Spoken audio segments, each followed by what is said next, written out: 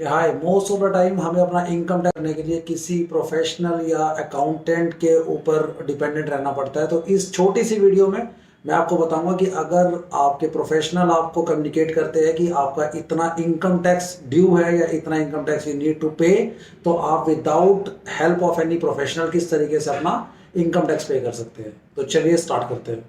सबसे पहले आपने गूगल पे सिंपली इनकम टैक्स इंडिया, जब इनकम टैक्स आप सर्च करेंगे तो सबसे पहले आएगा इनकम टैक्स इंडिया e-filing.com। इसी पे क्लिक करना आपने, कंटिन्यू टू होम पेज, और यहाँ आपके पास फोर्थ नंबर का जो ऑप्शन आता है वो आता है ई पे।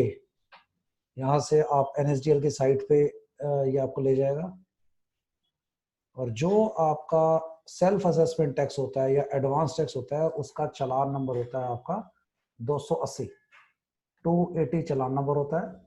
तो यहाँ से आप प्रोसीड करेंगे।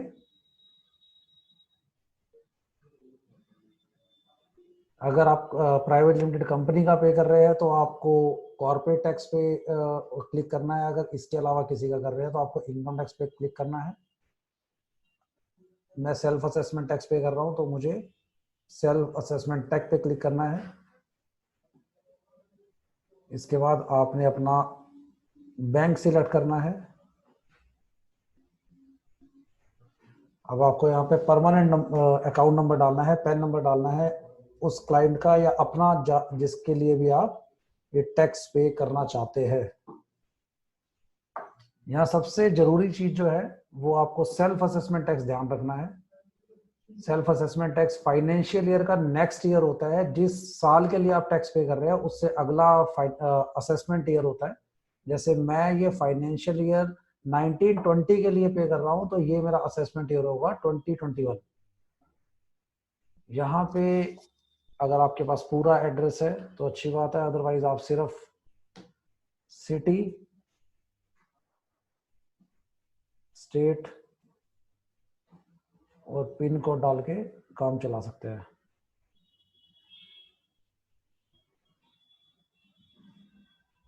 मतलब यहाँ तक मुझे रिक्वायरमेंट है सिर्फ दो चीज़ों की, एक तो पेन नंबर और एक मुझे पता होना चाहिए कि मेरा असेसमेंट ईयर कौन सा है।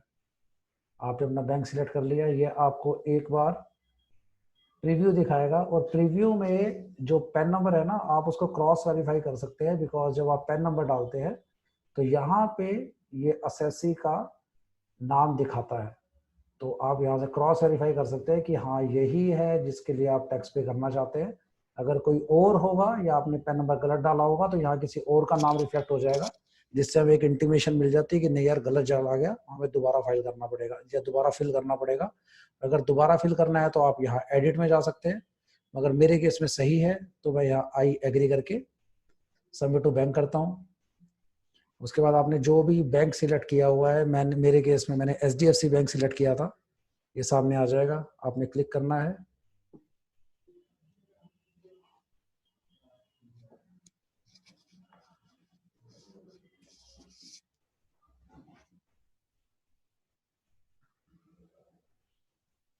इनकम टैक्स के अंदर जो थोड़ा सा लिबरल हो सकते हैं हम, अगर मुझे जितना भी पे करना है मैं यहाँ पे इनकम टैक्स के कॉलम में ही पे कर सकता हूँ। I don't need to give bifurcation कि इसमें एजुकेशन सेस कितना है या इंटरेस्ट कितना है या पेनल्टी कितनी है।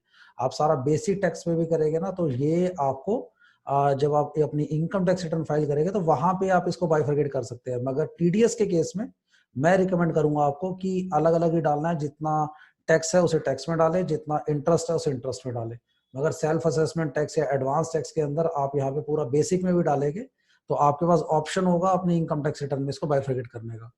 तो आप इसे कंटिन्यू करेंगे, ये दोबारा से एक बार आपका चालान दिखाएगा। यहाँ से आप फिर से एक बार असेसी का नाम जो है वो वेरीफाई कर सकते हैं, और जैसे ही आप कंफर्म करेंगे OTP आपका आएगा, जो आपके पैन नंबर आपके मोबाइल पे जो भी मोबाइल नंबर रजिस्टर्ड होगा बैंक में,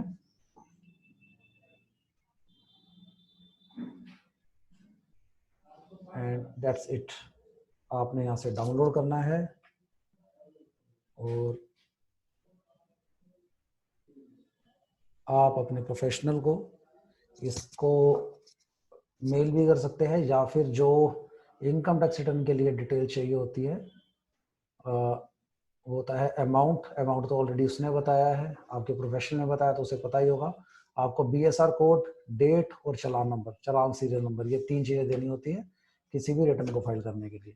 तो I hope from next time you can pay your tax by yourself, and thank you so much.